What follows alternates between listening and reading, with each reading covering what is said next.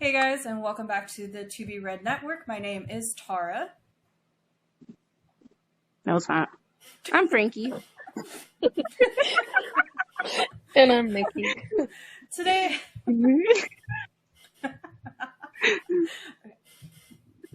we are going to be talking about the book A Court of Thorns and Roses by Sarah J. Maas. This book is, I believe, her second series. This is her second series, and it is still ongoing right now. Like, this last book, Court of Silver Flames, was not the last book, apparently.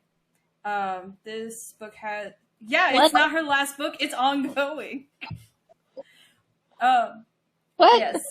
So, A Court of Thorns and Roses debuted in 2015. It has a 4.2 star rating on Goodreads with over 1.7 million votes and reviews. I don't know if there's a difference between those, but it's got almost 2 million reviews.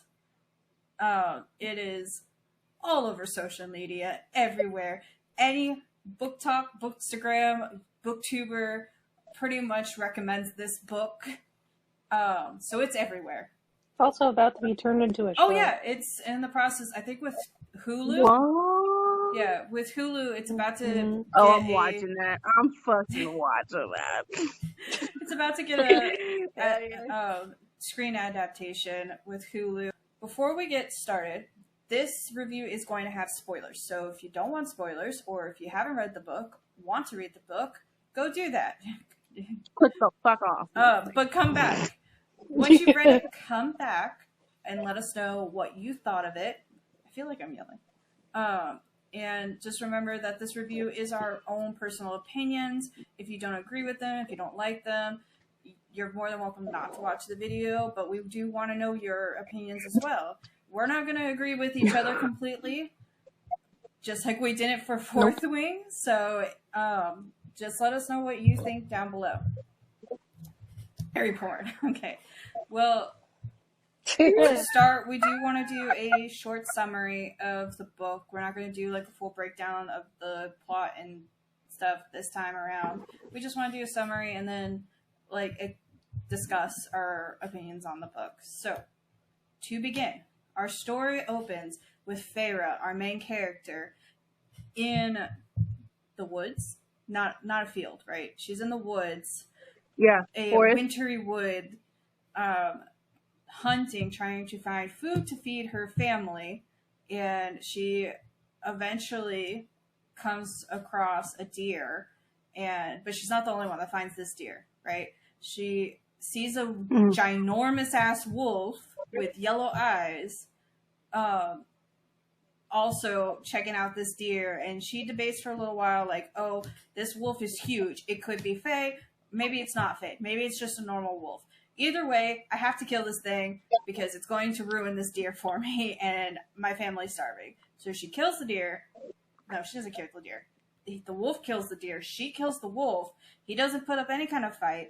And then she's like, okay, cool. I'm going to skin him, take the deer, lugs it back home to her family, who we find out are basically useless. Is poor. We find out she's poor, useless. Well, they're useless. She does all the work. She's the provider. She's the warrior. She's the seller, right? She sells everything. So, she goes to the market. Well, her dad. Her sisters are useless. Her dad got his legs mashed up, beat up by some mob. He's crippled with a from debt collector leg. We learn a little bit about her mom and the promise that her mom forced onto her, like, oh, stick with your sisters, take care of the family, blah blah blah, and like, okay, you're putting that on the youngest child, cool. Your strongest child.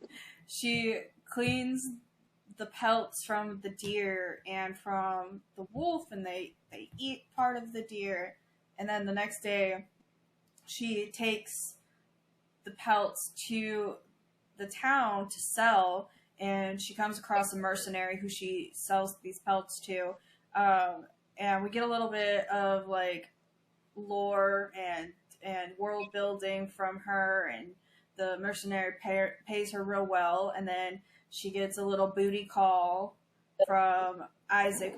Oh, we also met the Children of the Blessed, who are fairy loving whores, as the characters put in the book. They worship the Fae and the Fae in general, and are kind of portrayed as like cuckoo nets. And they send each other out over the Prythian wall and probably get eaten very quickly. She sells these pelts, and she gets her little booty call, and then she goes back. Her sisters, being in a good mood, actually did stuff around the house, actually helped, try to survive. And that's when the story finally like kicks in a little bit. That's so exactly funny. what happens. That's exactly what happened. The door gets kicked down. Snow comes bursting through. There's a growling. Oh,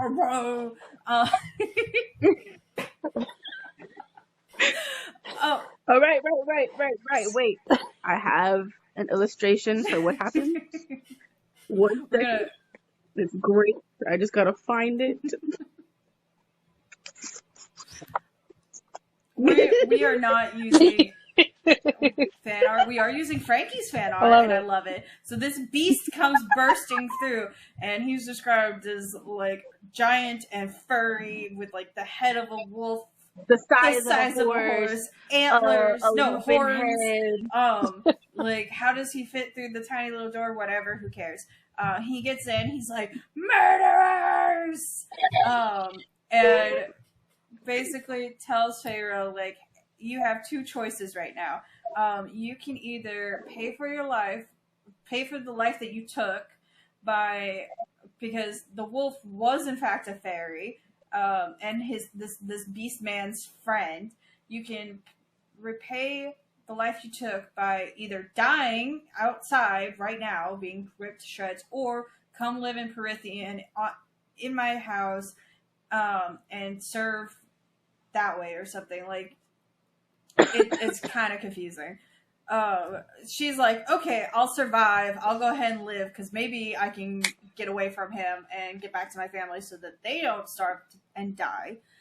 So they leave. He knocks her ass out. So she not physically. Because she can't know. She can't know the way there.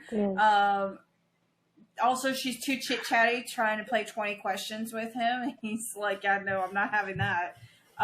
So he knocks her ass out, and she wakes up, which originally she thought was like months later, but it's actually only like a couple of days later, because when she wakes up, 2 days. It's a completely different season. It's now spring instead of winter, which is when she fell asleep.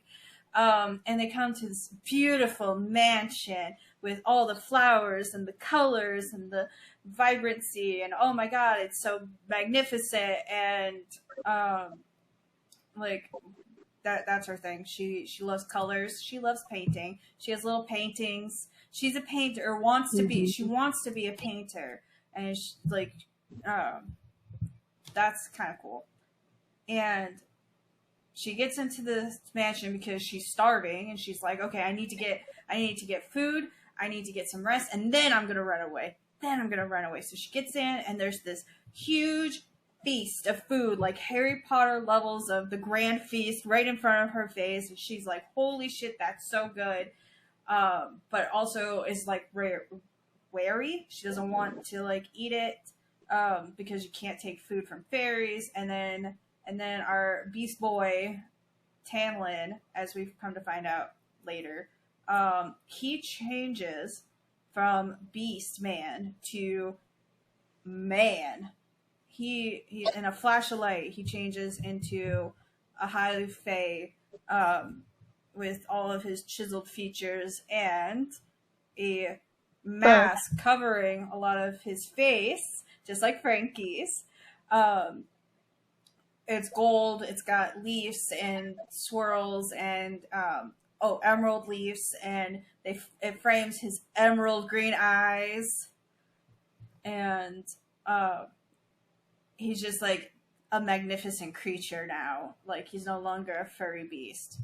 And another character comes in, Lucian, with his like flaming red hair and fox mask, and he's like, "Is it true? Is he really dead? Is Andras dead?"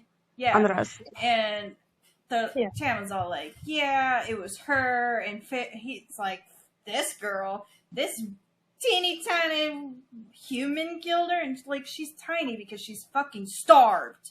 Because she's Spoiler alert, this is when we spend the next like 10 chapters or 15 I don't know how many chapters, I just know it was a lot. It suddenly becomes Beauty and the Beast. This Literally. book is not heavily wrong. Beauty and the Beast. Their Lucian is supposed, like, I feel like was very much like Cogsworth or Lumiere, more Lumiere than Cogsworth. And he's got a metal eye. He's sassy. He's a little flirty, and a little bit of a troublemaker. And then Tamlin is the Beast. He's got a little bit of a temper. Doesn't know how to talk to her. And Feyre is Belle. I got nothing. I can't compare. Feyre is Belle because she is. Okay, Belle's a book reader. Feyre is not a book reader though. That's the thing. She's an artist. Feyre is more of an artist, but they have their own little thing. Yeah, you know? she has her own little quirk. She can't read and write either. So that's another thing. But this story does very much become Beauty and the Beast. He's trying to woo her, but like also not make it too obvious that he's trying to woo her. And just weird and awkward. There's a scene where she is like, he finds out she can't read or write, and he's like, "Oh, okay, cool. Here's my library," puts her in the library, and then just leaves, like, "Oh, figure it out yourself."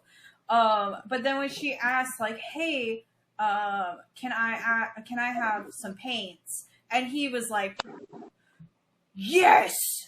Finally, you're asking me for something." He's like, "I'll get you all the paints in the world. I'll get you a gallery," like, blah, blah, blah. He gets this whole thing set up, and then like, when he reveals it, it very much is that scene in the Disney's Beauty and the Beast where he's showing her the library in the Beauty and the Beast. This is him showing her the gallery. He's like, "Look, all these things for you." There's a lot of just like a little bit of like, oh, they're just things. It's happening. There's a lot of flowery descriptions, and so our protagonist also doesn't like Fae, and now she is stuck living with a Fae guy that she just cannot stand. Yes. And literal fairyland. Yes. Yep. There's like two significant scenes that like actually help further the plot, unlike the rest of this middle part. She asks Lucian, she wants to try to convince Lucian to be on her side to help her convince Tamlin to let her go. And he like sees right through that. And she does get out of him like the tiniest hint that the reason why Lucian and Tamlin and the rest of the Spring Court are wearing masks is because they're kind of cursed. Like, it's considered a sickness because the magic had acted up and they were all now stuck. Yeah, they call it the blight. They are now all stuck wearing these masks from a masquerade party, and he lets it slip that maybe it has something to do with a her, but that's like the only thing, and she doesn't stick with that information whatsoever. She immediately goes to like, "Hey, is there a fae that like if I capture them, they have to tell me everything that I need to know?" And he's like, "Yeah, obviously. There's this what was it? A cereal. And she's like, "Cool. Yeah. I'm gonna tuck that information away." Oh shit! Oh my god! which of Fucking course, love like, she's gonna attempt to find that cereal. So she does go to look for that cereal. She manages to capture it because Lucian told her a step-by-step process on how to capture a cereal. He's like, you're gonna need to get a chicken, you're gonna need to get this, you're gonna need to do this, blah blah blah. And she fucking catches it because he gave her a step-by-step process. Plus, she's a hunter, so she's like super good at hunting, right? And he was like, if you need anything, just scream and I'll come. He Which doesn't the bitch come. doesn't do. Mhm. As much as we love Lucian, like, the bitch did not come. Because he encountered that. They encountered Over a little bit. Oh god, it's even worse. Ooh. She catches the cereal, and it gives her a bunch of information. But like right when it was going to give her very vague information, but when it was going to finally like give her like actual information, like plot information, stuff that we can move along with, they get attacked by that weird lizard creature that Franky just showed us, the Naga. And they're all like, we're gonna eat both of you. So she frees the cereal gets away. She is trying to face 4 of these fuckers by herself, and then who comes to rescue her but Tamlin? Tamlin comes in, saves the day. They have a moment. They're kind of starting to get along. I think this is when he asked her about, like, what can I get you? And she's like, can I get paint? Sometimes she finally trusts him. Like she's starting to trust him a little bit. There's a little bit of like, oh, cute flirting or whatever. And then we get to wait. We forgot to wait. What did the cereal tell her? Stay with the High Lord. Stay with the High Lord. Okay, that is going to be like a key information. He said that's something that like she thinks, and she's like, oh, the only High Lord I know is Tamlin, so I guess like I have to stay with him. And she's like, well, that's not what I want to do, but okay, I guess that's what we're doing now. Fire festival, and what in reality is it's just a giant fairy orgy. But Tamlin has to do this thing called the Great Rite, and of course they don't explain it to her. They just tell her like, hey, we need you to stay in your room. Don't leave in your room. Like multiple people tell her, hey, don't leave your room, stay here, be safe, lock the door, blah blah blah. And does she listen? No. Not at all. She leaves her room 3 different times after being told the first 2 times, stay in your room. But she leaves the first time, and she, like, is like, oh, I want to go join the party. And she's stopped, and Tamlin's all like, hey, you can't stay over there. Stay in your room. And she's like, oh, man. So she waits, and then he like leaves, and so she's like, oh, I'm not going to stay, and she leaves. She gets to the field, she gets to the party, she immediately gets stopped by these 3 Fae men that obviously want to take advantage of her. She gets saved by, how she describes it, is the most beautiful man she's ever seen. Like, Tamlin no longer has a chance. This is the most beautiful man she's ever seen has walked into the door. Okay, not really, but not really walking into the door, but like, this guy saves her. This is dark, mysterious Shadow Daddy has saved her, and Lucian does eventually come find her. He's like, you're not supposed to be out here, so he drags her back to the house. Puts her in her room, says stay there. She does not listen for a second time, and wanders back out where we... Well, Lucian explains to her why she should stay and why he's so mad. Second time, like when Lucian brings her back, he explains like, hey, you're like gonna mess up this whole thing. I have to go back and control Tamlin because once he smells you, he's gonna be looking for you and it's gonna mess everything up. And you don't want to see him in this state, blah, blah, blah. Like, he like basically has to go find the maiden and release all this wild magic or whatever to make the spring court prosperous. Accepts it, and then she just goes to sleep. She wakes up at 2 o'clock in the morning. She tries to go to sleep, the second time that she leaves, she sneaks back out and she's like, oh, well, the drums stopped, so obviously it's fine to go out now. Or no, that was the third time. Yeah, she fell asleep. The third time she goes out, she's like, I'm gonna go get some snackies. She decides to go get, like, cookies, and she doesn't hear the drums, and she's like, oh, I'm sure it's fine to go out now, and it's not. Tamlin shows up again, and he's still all hot and bothered and, like lustful and in the magic or whatever, and is mad at her, and throws her against the wall and bites her, which she kind of likes. This is like the first smoky scene. Smoky scene? Spicy scene. It's a little smoky because it's not full spice yet. It's heating up. This is the first spicy scene, and like he bites her, and she's like, "Oh, I kind of like that, but also this is wrong." And he's like, nothing else happens. He tells her to go back to bed. She does, and she finally does go to sleep. And the next morning, she has a bruise. She wants to make him feel bad. He doesn't feel bad because he's like, I fucking warned you. And like, well, he did. He did warn her. He does eventually say sorry, but they're like doing like this little cute banter thing. There's some like little spring garden party. I don't know. We get introduced to a character called the ACOTAR. We don't see this thing. We just hear it. It speaks. It's invisible. There's some other random crap. And then Shadow Daddy shows back up eventually. And he's like, hey, just another warning. You're going to be in so much trouble. And he figures out, oh, they're hiding somebody. He's all weird and sassy and kind of bleh. He's a dick. He's not even... So, seeing all the hype online and everything, I'm like, okay, I'm gonna like this character. Nope.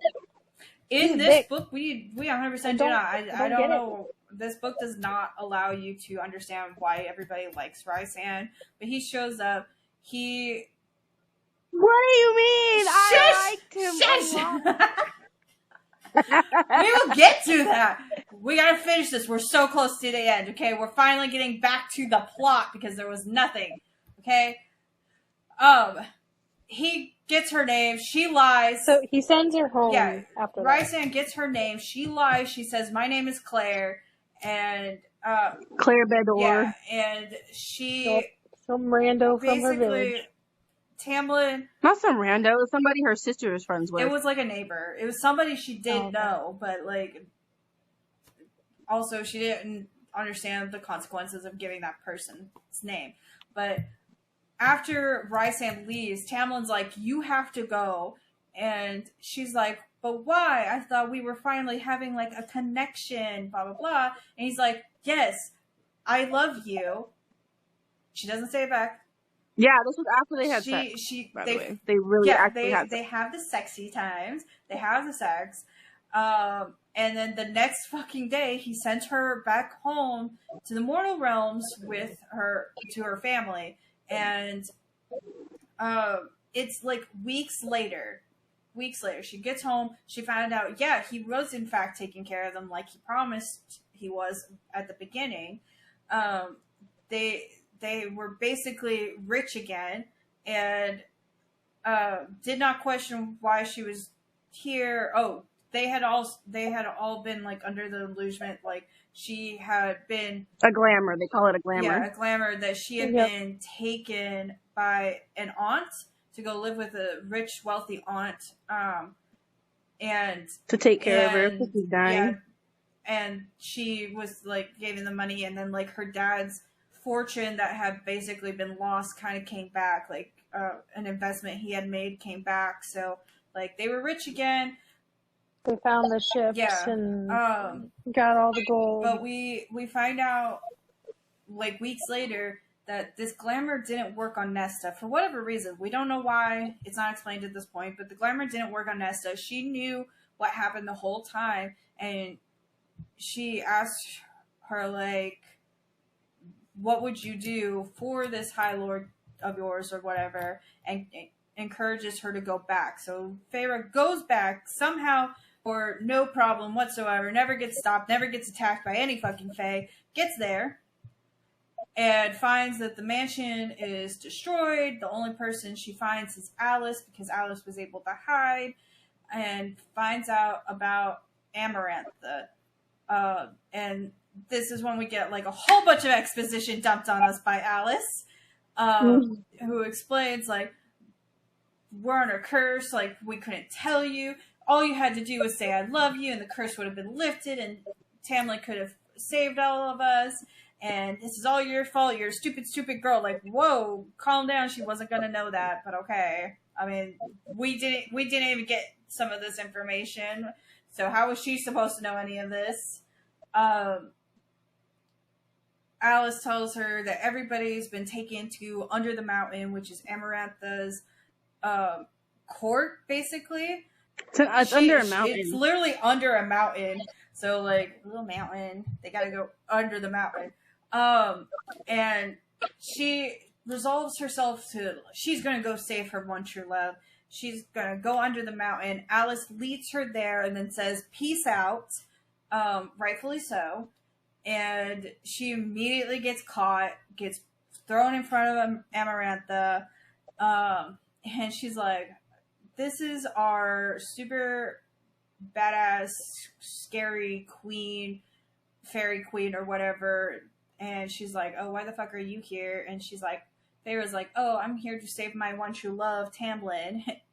And Tamlin's with Amarantha and like not giving any kind of reaction whatsoever. And then she's like, oh, what's your name? Like, cause like, if you're not Claire, because Claire is hanging on the wall behind Amarantha, just like pinned up, like maybe dead, maybe not dead. She's just like mounted to the wall. Like if that girl's Claire and you're the one that Tamlin loves, or you're Tamlin's one true love, then who the fuck are you? And she doesn't want to like. She's like, oh, I'm not going to tell you my name for whatever reason. And she's like, okay, cool. I'm just going to torture Lucian. And then she's like, oh, I'll tell you my name. It's Feyre. So Amarantha decides, I will give you a chance for whatever reason. She's like, oh, yes, we're going to play a game. You're going to complete 3 tasks. If you survive any of these tasks, I will break the curse. And you can have Tamlin back. And she's like, cool. But, like, if I do this, I want you to free all of the Spring Court, and they're going to be free, and you can't do anything to them for the rest of eternity or whatever. And she's like, okay, cool. If you're going to do that, I also want to put on this thing. You have another thing.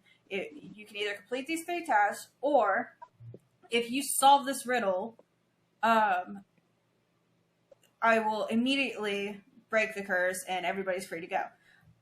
And she tells her the riddle. Oh shit! I don't think I bookmarked that part. It's a whole thing. I did. 1 second. I'm trying to find it. Okay, perfect. One of you, if you have.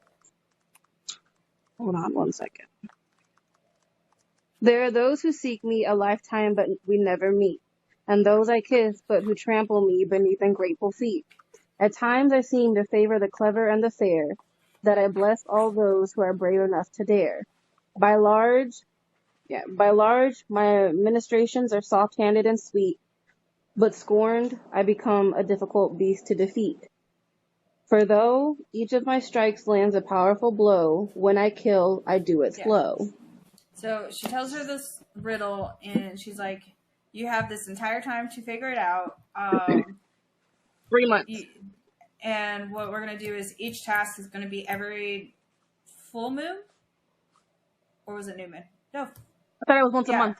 Well, because there's a full moon every month, so it's going to happen on the full moon so the next 3 full moons. So it's 3 months, which is a long fucking ass time. But so then a whole bunch of people, just for whatever reason, beat the shit out of her, and they throw her in a dungeon, where Lucian because Amarantha told him to give her the welcome. Which, I'm sorry, like, it was totally unnecessary. But okay, we're gonna just beat the shit out of her. Well, yeah, she's a villain. Duh. I understand. Would you expect I a bouquet of expect roses some and shit? classy villainy. Okay, classy villainy. Okay, they throw her in the dungeon. She's battered and bruised. Lucian sneaks in, heals her, and Slightly, but not all the way. not because too the much. no. And it's some time, just a little bit of time before her first task. And her first task is she has to fight a worm. Like, she gets thrown in this pit of tunnels. Oh yeah, okay. Just for the worm, imagine the Alaskan bullworm from SpongeBob. Yep, that's or exactly the big what I giant did. worm from Men in Black. Either of those. Oh, that would have been a good one, man. I should have pictured that one. I just pictured an earthworm, but with razor teeth, you know. But I don't know why. I don't think. No, but like when she's doing this task, there's also this pit that she ends up falling into. No, she's thrown in there. It's just like the. Was it she? No, she fell. That's right. She fell. Yeah. She fell into this pit. It's like the Rancor's pit from Return of the Jedi. It's got bones and all kinds of things down there. And, she's like, weapon! Which is valid. Oh, the worm is also blind, so it's doing everything on, like, sound and smell, which I'm like, where's the worm's nose? I want to know this. I need Sarah J. No. Leave him alone. He's so I need Sarah J. Maas to draw me a picture of what she thought this worm looked like, because, yeah, the SpongeBob worm, that's a great analogy. Or, like, I need to know where its nose is. I need to know where its ears are. Please, Sarah J. Maas, draw me a picture. Okay? I will take no one else's pictures. It has to be Sarah J. Maas's. Okay. She figures out that this thing can't see. It's doing by scent. It's doing by sound. So she covers herself in mud. Its own excrement. She smothers it in its mixture of mud and excrement, and it can no longer smell her. And so she's like, I need to be super sneaky and try to get around it. And like, she sets up a booby trap, which is awesome. We're gonna show off her hunting skills. She manages to defeat it, but she does break a couple bones and ends up thrown back. A couple, her whole arm. Yes, her whole is popping. It's like her whole her arm bone is like perpetrating out. Yeah, of her skin. It's a couple bones. There's a couple bones in the arm. But this one gets infected from the they threw her back in. They threw her back into her cell. It's weeks later. She's still covered in this mud and excrement. Her arm is infected. She's like, I'm going to fucking die. Like, Lucian hasn't been able to sneak back in. She's like, I'm going to fucking die any minute now. And then again, to appear just randomly, because this is what these two fucking men do. Tamlin and Rhysand just appear out of fucking nowhere. But while she's dying in her cell, Rhysand appears, and he's like, hey, I'll make a deal with you. Like, I'll save your life, but in return, I want you to spend 2 weeks every month. 2 weeks of my choosing. Of my choosing. 2 weeks of every month of my choosing with me. And if you survive, great. Deal's still on. But if you die, deal's over. And she's like, I don't really have much of a choice. I'll only do 1 week. And he's like, fine, 1 week. Works for me. Saves her. She passes the fuck out. Wakes up cleaned. And healed. Thank goodness. But now she's also getting, like, shitty ass meals. Like, before she was just getting bread and water. Now she's getting, like, moldy food. Because she passed the first task. Like, she's getting... Wait, you forgot to mention what she woke up with. Did I forget to mention it, or just I not mentioned it yet? You forgot. You're just going to... we're just going to have to assume that I just hadn't mentioned it yet. She has a very elaborate tattoo on her arm now, with an eyeball on her palm, which she was like, that's not part of the deal. Oh well, she's got a cool tattoo. there's not much you can do about that. Like, it's the embodiment of her deal with Rhysand, and I don't think it was necessary. He did it just to fuck with Tamlin. So, she got a cool new tattoo, and you think so, but I don't. What was? Oh, I think there's another reason as well. But anyway, let's keep going. We get to the second task, because like between the first task and the second task, there's like weeks that go by, and she's given these stupid ass chores where like one time she's given a bucket of dirty water and told to clean a corridor, and it doesn't matter what she does, the bucket is just dirty water. Lucian's mom strolls on by, is like, you saved my son, turns the water clean, she's able to finish her chore. I'm like, that's a task in itself. She's giving her impossible task too. She's already won. The second task comes by, and oh god, it was like something with levers. What? It was levers, right? She had to pick a lever. No, it was well, yeah, that was for Amarantha, but there was another one with Rhysand for the she had to clean the lentils out of Rhysand's. That happens after the second task, fireplace, doesn't it? The cleaning the lentils out of the fireplace, that happens after the second task. Yeah, because the second task is kind of like the bullworm, except Lucian is also tied up, and she has to save both herself and Lucian in the second task. Yeah.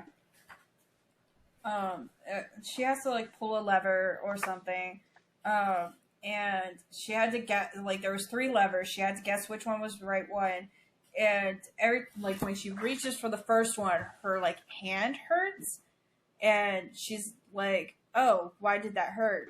And so she goes for the second one, and it didn't hurt, and she's like, "Huh, weird." And so she goes for the third one, and her hand hurts again, and she's like, it's not coming from the lever, it's coming from my hand.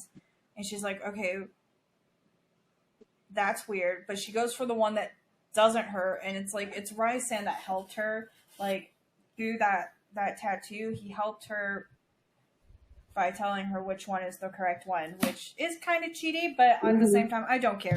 Let's cheat. I don't care. Because Rhysand's like, if Amarantha's going to play her games, I'm going to play mine. So she pulls the lever, and it's the... Pull the lever, Kronk. Wrong lever! Huh? Thankfully, she didn't pick the wrong one. They're both saved. Amarantha is, like, getting even more irritated with this girl, but she gets thrown back in her cell. We get to the part that's really gross. Yes, like, she had to go pick the lentils out of his fucking chimney, which is definitely a thing from Cinderella, because that was like one of Cinderella's like chores, was picking lentils out of the fireplace. But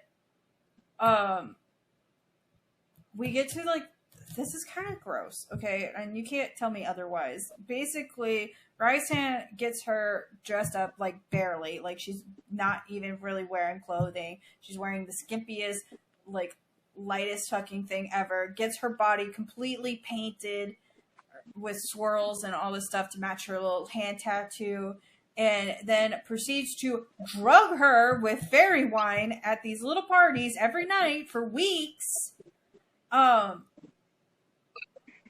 And like the only signs of her being touched are around her waist, but it's still gross. It's still wrong. But he basically is like parading her around in front of Tamlin, trying to get him irritated. For a good reason, though. I don't care. She just like ends up coming. It is. I think it's a good reason to get him riled up enough to want to kill this. He already has enough of a reason to want to kill this woman, like because she has basically enslaved the entirety of their kingdom, their nation, their whatever. All their courts are. Yeah, but he don't care about that. He doesn't care about that. Like, doesn't care about his little spring court. It doesn't matter. It's gross in my mind. Like, basically drugging her, making her dance and sit on his lap and all. Like, this is just gross. Why do you like Rhysand? Holy crap, people. Because I'm a Ravenclaw and he's fucking brilliant. Yeah, exactly. I'm just not comfortable with that whole thing. Like, and it happens for weeks until the third trial, and we get to the third trial. We've gotten a lot more like. No, wait. She finally makes eye contact with Tamlin, and then they go into the other room, and they make out. The and this last, is where we find out the Rhysand last is on night their before side. the third trial, like Tamlin is surprisingly by himself. He's not glued to Amarantha. Like, they make a little eye contact and they sneak away into a little closet, and they're like going at each other because this could be the last time they see each other, and they're making out and they're practically ready to, and then Rhysand breaks it. He's like, "What the fuck are you doing?" And then Ray shows up. Because he is a cock blocker. He kicks Tamlin out. Is like, "What are you doing?" But again, for good reason. Yes, because if anybody good else was reason. cock He's blocking, not a they'd be cock dead. blocker. He is a cock blocker, but it was totally. No, he not. is. But it was the right thing to do. This will be the time that we were like, "Yes, you're a cock blocker, but it's okay. That was the right thing to do," because like they really did. They did really just risk everybody right then. It is still cock blocking. No, it's not. It's justified. It's saving lives. It's justified cock blocking. Either way, So he kicks Tamlin out. Everybody like, sees. and then somebody's coming, so he starts making out on her and like touching her inappropriately. Again, I can forgive this part, not the rest of it. This part I can forgive just because he was trying to cover up the fact that like Tamlin was in there, and. Like, this is where we find out that Rhysand is on their side, because the paint on her body, it transfers so easily that when Tamlin was all over her, his hands were covered in paint, and she had smudges all over her body. When Rhysand showed up, he took that away with his magic, because he has more magic than Tamlin, and he let Tamlin go after he was, done fixing up his hair, his shirt, his pants, whatever. And then he starts making her out with her, like, immediately, because he can sense that Amarantha is coming. Well, he lectures her a little bit first, but then, like in the middle of what he was saying, he basically jumps her. And then he has the paint on his fingers. That's why it's not suspicious when people see that she has a smeared paint all over her body. Which... Again, like, I understand why he did that, and I can... How could you not like him for that? I can forgive him. How could you not? Just one small deed does not make a person a good person. It's not even one small deed. He helped her with the second task. He healed her. Like, come on. Okay. We get to the third task. We can save this for the final thoughts. The third task, and the third task is she's presented 3 people with sacks over their heads. She can't see who they are. And she's told, you need to stab each of these people through the heart with this... What was it? An ashwood ashwood dagger. You need to stab them each through the heart. And, like... They're all fairies. They're all fae. High fairies. They're all high fae. She takes the first mask, the first hood off, and the guy is crying and begging her, like, please spare me, please don't kill me, and she has to, like, look him in the eyes as she stabs him in the heart, and, like, that's fucking traumatizing. And she gets to the second person, and it's a older woman, and she's just praying, and she's, like, looks like she's, like, come to it, like, peace with herself, and, like she accepts it, she looks at her, she's like, do it, and so she stabs the old lady through the heart, older fae lady through the heart, and then she gets to the third hooded person, and she takes off the hood, and it's Tamlin, and she was like, that's what? How? Because like moments before he was sitting next to Amarantha in his like mini throw next to her, and now he's there in front of her tied up, and she's like, she's reeling. She's like, oh my god, I gotta stab Tamlin. What the fuck am I supposed to do? Like, I don't want to stab him. but then like she thinks back to all of these like little vague things. Because she thinks back because whenever she looked at Amarantha to see if Tamlin was by her, it was the ACOTAR in disguise. Or Ador, whatever the But fuck she it's remembers, called. And she was all like, oh, Alice said don't trust your human senses, don't trust what you see, blah, blah, blah, blah, right?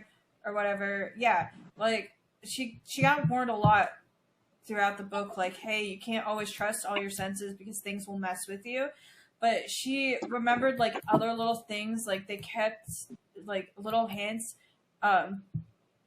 Lucius and Ator both made a comment about Tamlin having a stone heart, and she thought, like, maybe that was just because, like, he was a strong person, or, like, he was, like, a stiff person or something like that. But she's like, well, maybe it means he actually has a stone heart. Like, maybe his heart is really stone because she's never heard it beat before. So she takes the chance, she stabs him, and it's right. She solved it. He has a stone heart, so he doesn't die. So she won. She beat Amarantha, and now Amarantha's pissed as fuck. Yeah, as soon as she sees that Feyre has stabbed Tamlin, her face isn't like, she did it. She really... And everybody's like, wow, she did it. Amazing. Except she's like, oh, but I didn't say when I would release the curse or anything like that. I didn't say when I would do that. And she's like, what the fuck? And so Amarantha, like, starts throwing her around, slamming her on the walls, slamming her on things, and, like, breaking her. And, like, Rhysand's like, no, don't do that. But she blasts his ass away. And, like, as she, like, gets thrown one last time, and, like, you hear this horrible crack, she thinks she finally thought, oh, the answer to the fucking riddle was love. The answer was love. And then just like that, she did. He was. I will give her this. Like, it took her so. I want to say it took her so long because she got very few chances to actually think about the riddle. And like at the beginning, she was like, I'm not very good with riddles. I don't know if I can figure this out. So she kind of gave up on that. But she had very few chances to actually think about it. And then during this last moment, she's like, you know what? The answer is love. Like, it came to her as she's being thrown around and brutalized. Like, oh, the answer is love. And she says it. And Amarant's fucking whole curse spell thing breaks because that was the fucking deal. If she figured out the answer to the riddle, it would be immediate. So Tamlin is all strong again, and it happens really quick. He literally rushes over to her, grabs onto her, like, bites and rips her throat out, and Amaranth is dead. Like, it happens instantaneously. There's, like, no real fight. And he put a sword through her head, and then he ripped her throat out. It was beautiful. It was delicious. She got everything she deserved. It was... Well, I mean, she just killed the woman that it was loved, violent. so, yeah. It was quick. It was merciless. Like, it was like, holy shit. So oh yeah, Amarantha, she begged, right? She said, please, right? Like, just before he turned, she was like, she looked at him and she was like, please. Like, bitch, you didn't give anybody mercy. What the fuck makes you think he gonna give any fucking ripe brain, salt brain of mercy? What the fuck? The audacity. But and then Feyre, during this last part, she, like, isn't seeing a lot of this through her own eyes. Like, she has basically left her body and she's seeing everything through Rhysand's eyes, and it's because of the connection from her tattoo.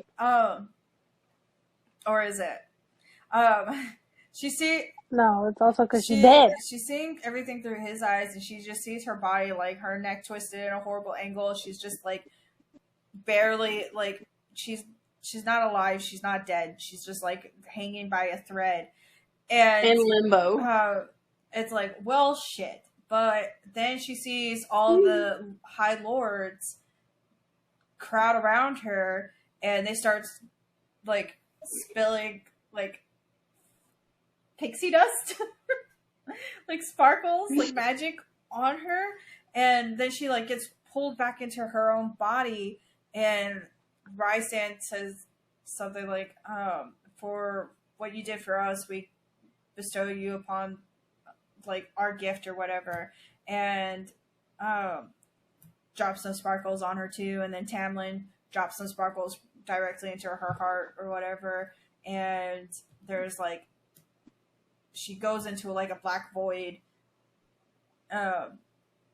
and she wakes back up and everything is different. Like she's seeing colors differently, she's hearing things differently, but her heart is heavy and painful, and she has been turned into a high fae. She is no longer human, except for she has a human heart still.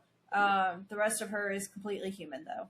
Not human, fae. So, like, she's experiencing everything completely different. And, Yeah, her body was changed too, right? Her fingers were longer. Like, her fingers were, like, longer. Her ears, like, are pointed. Like, some of her features, like, not only filled out, but, like, sharpened a little bit, too.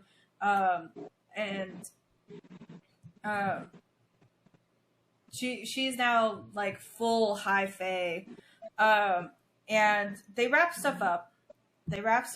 Like she gets a little time to get used to it. They stayed under the mountain. Everybody slowly left under the mountain. She had met all the High Lords and some of their children and stuff. Like she got to know them a little bit, and she goes to say goodbye to Rhysand for saving her a couple times, and he does like some vague talk or whatever, gives her some like info dumping, and then leaves with his little bat wings, which we did not mention. The motherfucker has bat wings. Freezes though. Like he takes a look at her and just something like clicks, and he's just like, whoa. And yeah, like he's like, yeah, so that's interesting. Bye. That's interesting. Bye. See you later. And then she goes back to the spring court with Tamlin, and that's the end of the story. Like, yeah. The end. Oh my gosh. Okay. So, this part is when we're going to talk about our own opinions. We are going to start with the plot. So, Tarra, what are your thoughts on the plot? So, I don't think it was, like, horrible. There was a lot of very obvious, like, oh, this is Beauty and the Beast. Like, and that's fine. Like, you can tell that, like, she was inspired by Beauty and the Beast for this one, and maybe some other, like, fairy tales. And I don't think there's anything wrong with that. I feel like for plot wise, like you get plot at the beginning of the book and you get plot at the end of the book, and there's a lot of where where you are thinking, oh, I'm going to get plot, it just cuts off very abruptly. Like it barely starts and it just cuts off, so you're not getting plot. And the thing is like you want to sprinkle it, and especially if you're doing like a big reveal where she has to like figure something out, or like the curse, or not the curse, the blight. She was supposed to figure out the blight, and like they're looking for a cure for it, but at the same time you're not getting any information on that. So the middle of the book could have used much more plot and a lot less flowery descriptions of everything. Now, I don't mind it too much because Feyre's supposed to be an artist and supposed to like be observant of the colors and all these things, and I'm like, that's great and all, but I need plot in between those as well. The fairy orgy, the fire festival, the Great Rite felt a little useless in terms of the plot and the storytelling. It just felt like that part didn't need to be there. Like it used as a device to like quicken up their romance, quicken up their like feelings for each other, and be like, oh, they're so hot and bothered by each other. But I'm like, it's also the first time we get to meet our Shadow Daddy. So. it is the first time Right. that Rhysand is introduced, but like, say you took out the right, you took that part out. She could have introduced Rhysand in a different way, or she could have introduced him later, like, because he does come back. He comes back and I guess irritate Tamlin, and then like he finds out about her, like, oh, she's not just like some random fairy's human, she's Tamlin's human. Like, you could have just introduced him then, or you could have introduced him earlier. He just comes. Rhysand doesn't serve the plot until later, anyways. But I can say, yeah, he gets introduced during that. So I guess that's the only importance of it, besides the whole trying to use it to build their relationship and their sexual tension. Or plot, like, I am a little disappointed that Amarantha died. But What?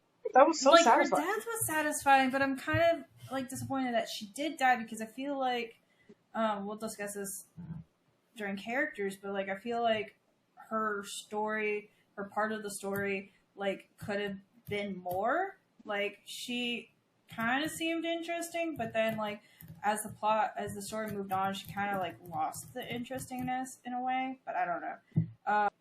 Nikki, what are your thoughts? So, I have mixed feelings about it.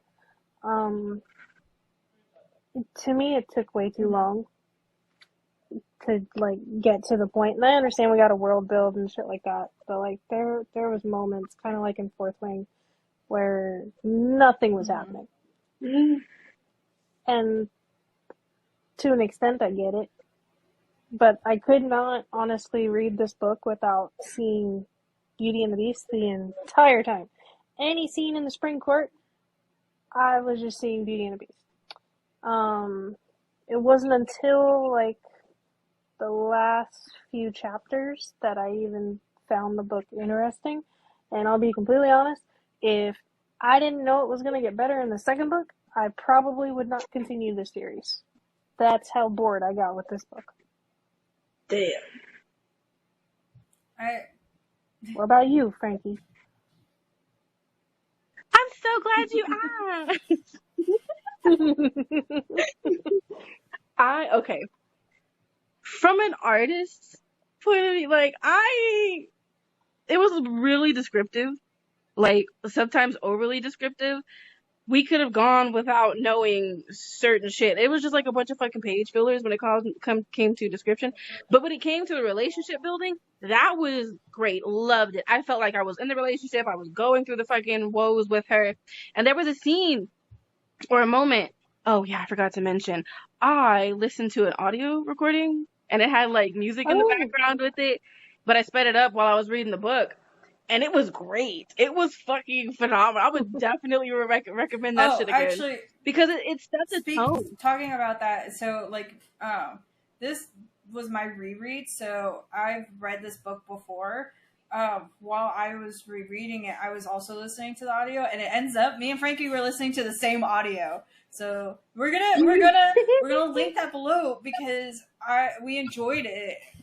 It was so well. We both sped it up because she kind of reads slow. She reads it in a story. She reads it in a storyteller's voice, and it works really well.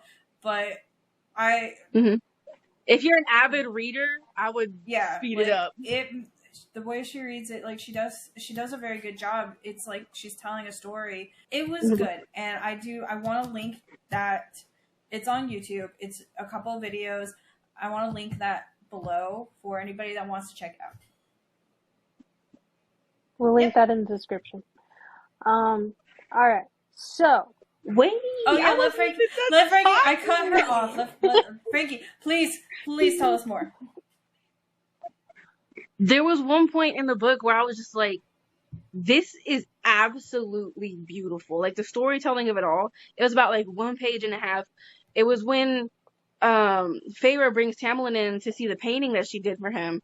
And it was of the sparkles of the water that they were in, right? But he was like, oh, yeah, I know what it is. I don't care. What's this? And it was like a depressing painting of the forest during the winter time. And he was like, what's this? And he was like, he already answered. It was like, you saw your father being beaten and whatever. And then there was another one where it was like fist combined in a hay. And he was like, your lover. And she was like, is this jealousy that I detect? Is this, you know? And it was relationship building is what it was. Cause it made me feel so romantic. It was just, it was what I needed. It wasn't like nothing like Beauty and the Beast or, you know, cause it was just, it was real. These were all real emotions. Like we saw her life from his perspective. And that's what I needed to connect more with the book. And I fucking loved it. Like I have that page bookmarked. I took a picture of it. Like it was, it was so beautifully described that I felt like it was something that I've done in my life, you know, or something that I would do. And that made me relate more to the book. And it just, that alone gave me like an 8.9 out of 10 for this fucking book. Okay, what did you think of the plot? Yeah, 7.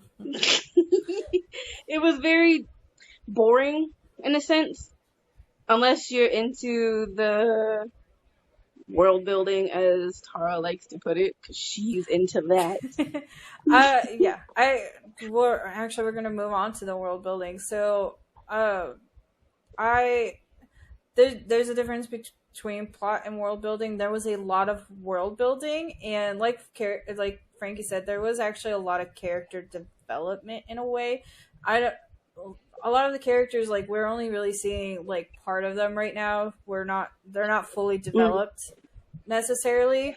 I don't find them that they're fully developed, but there is a good baseline. So like, unlike in Fourth Wing, I felt like the characters in this book at least had a good development for where they're at in the story. Now that things have changed since the beginning of the book, so we're not in the same place we are. The beginning of the book, Feyre is a hunter. She's providing for her family. She does not have a positive outlook on life. Like, she has this one little dream, which is to marry off her sisters and have them happy and taken care of. To fulfill the promise she made to her mom. Because of the promise she made to her mom. Like, she wants to marry them off, have them happy, taken care of, and she wants to just paint her days away with her father and take care of him. And so she's a very practical, very like simple person, just struggling to get by. But at the end of the book, she is a girl that has fallen in love for the first time. She's her family's okay. Like, she doesn't need to be there to take care of them anymore at the moment. And she literally goes through a physical change of she is no longer human. She's high fae. So there's more for character development as the series goes on. But I still think that there was like a decent amount of character and world building as a basis for this book and to continue the series.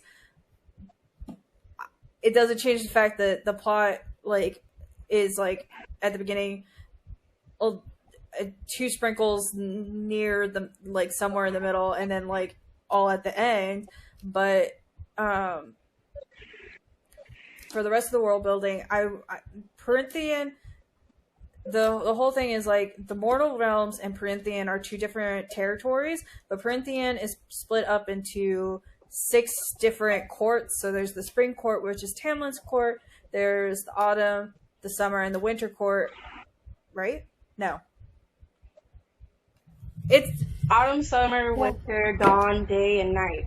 That's not 6. That's 7. I'm not good at counting. That's 7. There's 7 courts. Spring, autumn, winter, summer, day, dawn, and night. Yeah, that's 7. I said there's 6 courts. There's 7 courts. I'm not good at counting. So there's the mortal realms, and like when you look at the map, I don't know if this happened to you guys, but it kind of looks like England. And like a tiny Ireland. Like obviously it's not completely shaped like it, but it also like vaguely looks like it. And then there's like the main continent. So there's their area with this, which is Prythian and the mortal realms, and then there's like Hyperion or whatever, the little tiny islands. And there's a big ass wall right through the middle of all of it that separates the Fae from the humans and Feyres from the southern area, the mortal realm. Sarah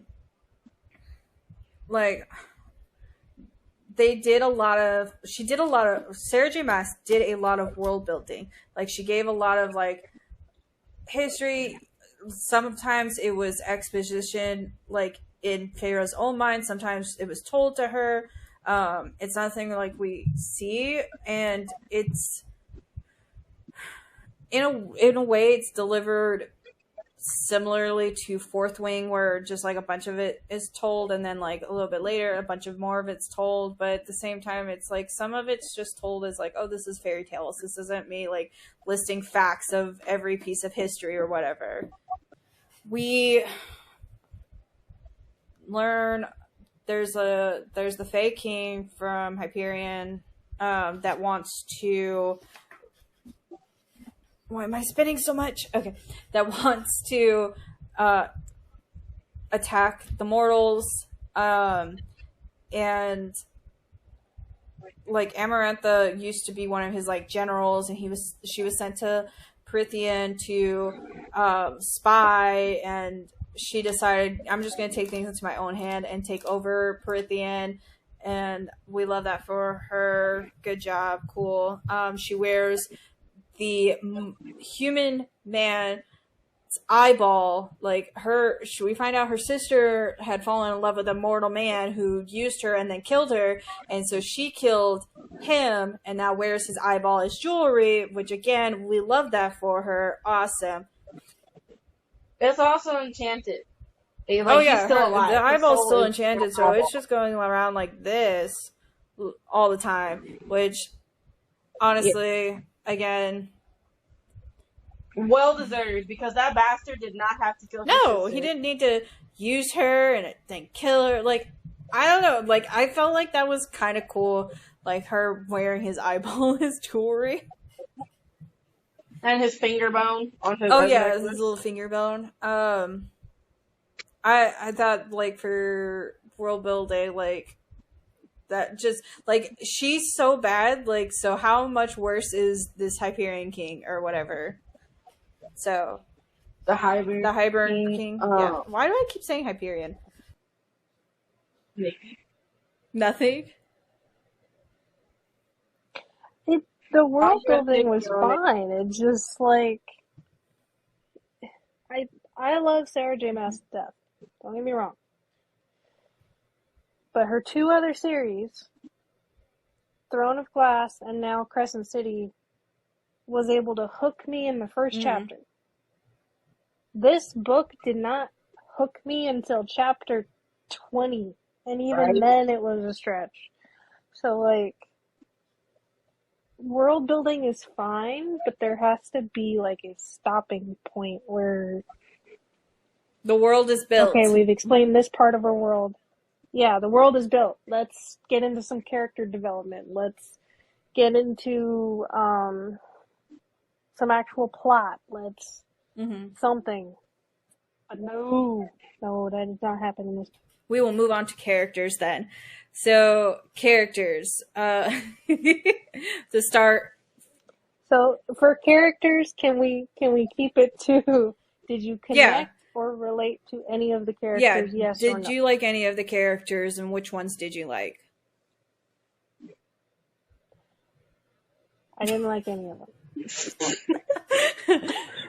What are you talking about? I love Lucian. That's how could you not love Lucian? I didn't love any of them. But yeah, I couldn't connect to any of the characters. I didn't really like any of them. Not to say that they're bad characters. I didn't like them. You didn't even like Alice? No. She was a bitch. She was a bitch the whole time. I mean, she was nice only because she had to be. And, like, she didn't really want to be, and you could tell, so it was like, I appreciated Alice. I don't know what it is. Like, she was the one I don't real know fan. what it is about bitchy characters in books. Sometimes I, like, really love them, and sometimes I really hate them. Like, yeah, Alice she was, like, sharp-tongued, and, like, did not hide that, like, she was not impressed by Farrah. She was the realist. She was. That's why I really liked her, because she was the realest part. She told the truth, no matter how the fuck it came out, it was the truth. And you were going to take it and eat it. It don't matter. It don't matter. Well, Franky, what did you like any of the characters besides Lucian? I just heard Lucian, Alice. I love Tamlin in some of the aspects, but not all of them. Farrah, listen, I just love the art. I just love that she was a painter. That's the only thing I could relate to and really liked, because she was very annoying. She had every right to be, though, but, like, come on, just fucking listen, Tarra. Characters was, I don't know if I loved any of them. Like, I like Lucian. I kind of liked Alice. I kind of wanted more of her as well. Same. I really wanted to like Farrah, because I don't know, like, part of me related to her in the whole, like, taking care of my family. Not thankfully, my brothers are nothing like her sisters, but I can relate a little bit to, like, her on those levels, and, like, appreciating art and loving color and wanting to be a good artist. I originally, like Franky said, like, there was parts of Tamlin that I liked, and then there was, like, a few parts of Tamlin that I didn't like too much. I appreciated that, like, Tamlin and Julian were, like, they knew she was eavesdropping a couple times, and they wanted Lucian! I like this character, and yet I can't get his name right. Oh my god. Julian is the eyeball. Lucian is the little foxy fairy. I liked some of the scenes and some of the character development. Like, again, there could be more. There's going to be more, hopefully, in the later books. For what I understand, we're not going to like Tamlin in the later books, but who knows? I can't tell you. Stop spoiling it for me! It's already spoiled for the entire world. I'm sorry, boo-boo. Okay, yeah, so final thoughts. Let's start with Franky. 100% would recommend. Honestly, if you listen to it with the audio track and you're fully able to be engulfed into, like, that world, it is beautiful. A beautiful read. Like, I was absolutely captivated at certain points, enough to where I would rate the book at 8.9 out of 10. Tarra? My final thoughts would be, like, I didn't hate it. I did not love it. I wanted to love it. Like, because the premise is very interesting. And people always hype it up so much, so I wanted to love it, just like I wanted to love Fourth Ring, but it did fall a little bit short for me in just a few aspects. But I enjoyed Throne of Glass as well, so, like, that was this. that was the first series I read from Sarah J. Maas.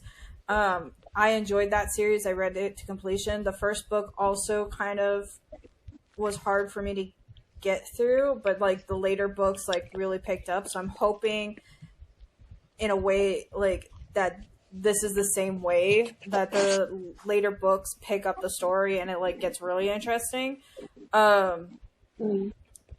But unlike Nikki, I don't like Crescent City as much. Like, I wasn't able to get into Crescent City, and so I'm a little worried about, like, that aspect, that maybe it'll be more like Crescent City as well. So, I don't know. I guess we can find out eventually. We're gonna have to, because House of Flame and Shadow mentions our fucking Shadow Dad. God. Okay. Interesting. Sorry, House of Sky and Breath. Sorry. I just did like a rating. Like our star count is out of 5. Okay, I would give it 4.9. You said 4.9? I would No, 4.1. 4.1. Okay. My star rating would be like more like just barely a 3. Just barely a 3. Like a 3. Nikki, your final thoughts? Nikki, what's your rating? Final thoughts and rating for me, like I've said and Tara's mentioned and Franky's mentioned, the first the way series Lilo I just read from her slapped you. was the first series I read from her was Crescent City, so that is what I compared this book to, and it wasn't that good for me. On my Goodreads, I gave it 1 star because to me, it's just a Beauty and the Beast retelling. I'm hoping it gets better with the rest of the series. I have the other books. Eventually, we will read them on this channel, but for right now, I'm okay with not picking it up again. You're okay with taking a break for a while? Yeah. I'm not. I want to know what happens because somebody spoiled it for me. We're not spoiling any major things, okay? Nothing serious has been spoiled. You're gonna still be surprised, like by the majority of the book, okay? So that was our thoughts on A Court of Thorns and Roses.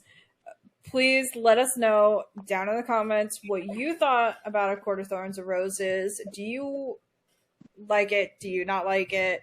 Do you ship Lucian? Do you ship Lucian with Feyre? Because honestly, there was a part of me that shipped those two for a little while, but we're like, no, she has to pick Tamlin. And just don't forget to like, subscribe, follow us on our other social media on Instagram, Twitter, TikTok, and catch us for the next video. Thanks so much, guys, for watching. My name is Tara. I'm Franky. And I'm Nikki. And this is the TBR Network signing off. See you guys next time. Bye.